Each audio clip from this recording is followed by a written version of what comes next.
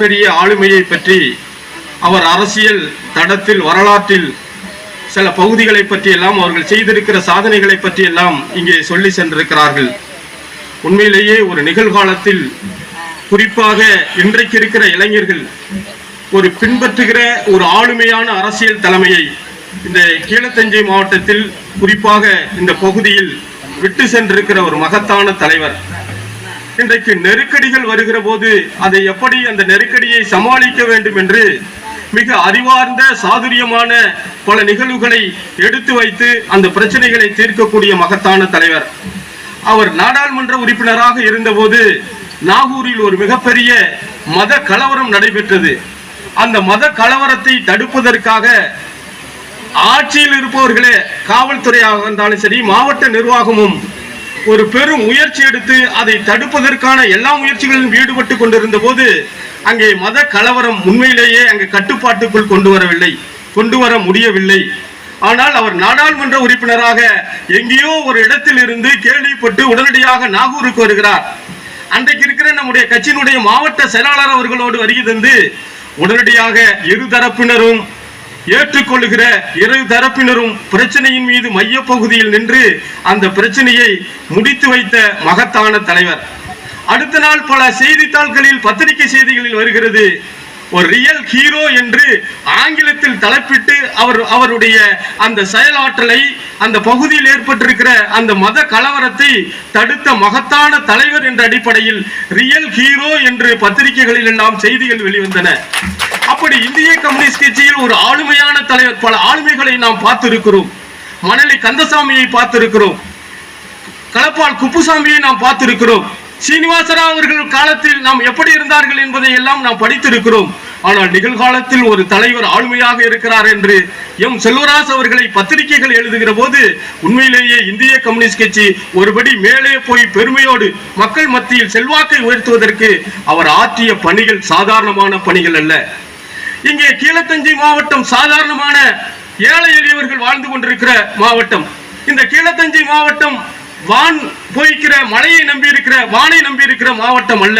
ஆற்று பாசனத்தை மட்டுமே நம்பி இருக்கிற மாவட்டம். இங்கே கிணற்று பாசனத்தை நம்பி இருக்கிற மாவட்டங்கள் அல்ல.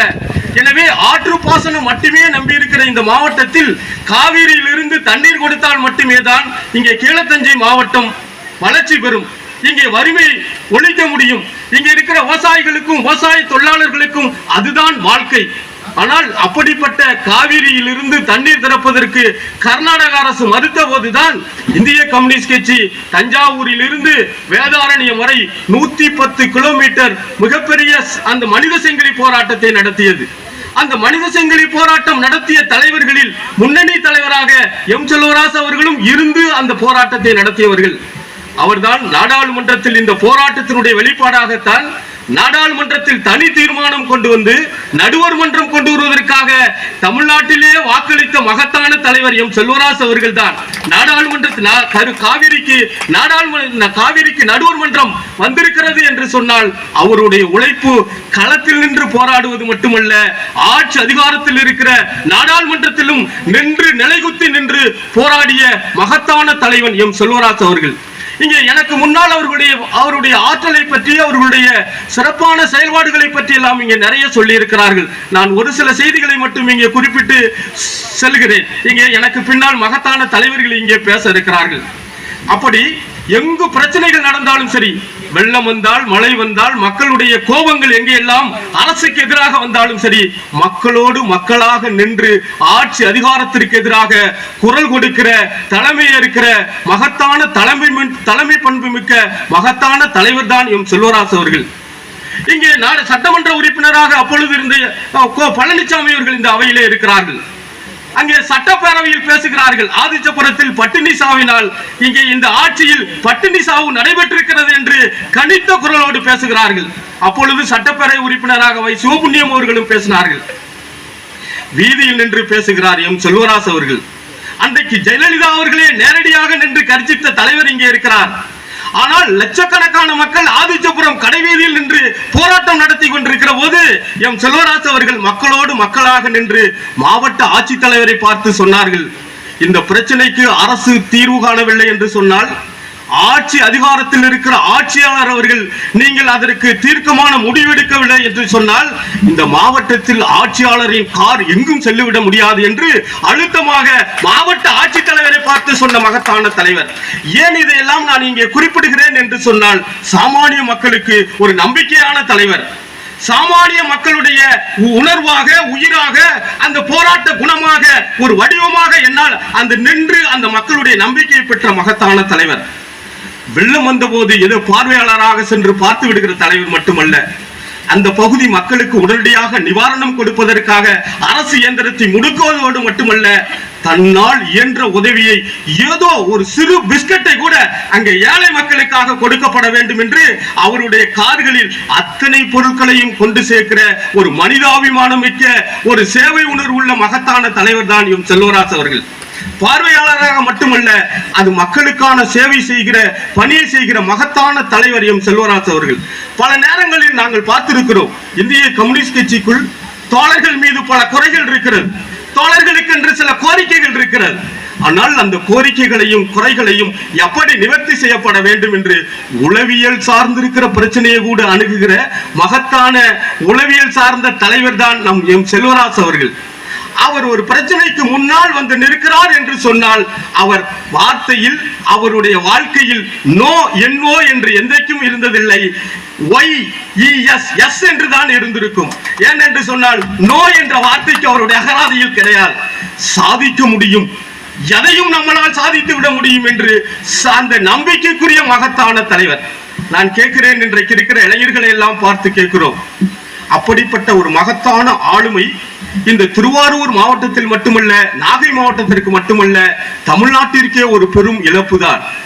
ஆனாலும் அவரை பின்தொடர்கிற அவர்களுடைய வாழ்வியல் பணியை, அவருடைய அரசியல் பணியை, அவருடைய மக்கள் சார்ந்திருக்கிற சேவைகளை நாம் எல்லோரும் பின்பற்றப்பட வேண்டிய அவசியம் இருக்கிறது. அதையெல்லாம் நாம் பின்பற்றிக் கொள்ள வேண்டும்.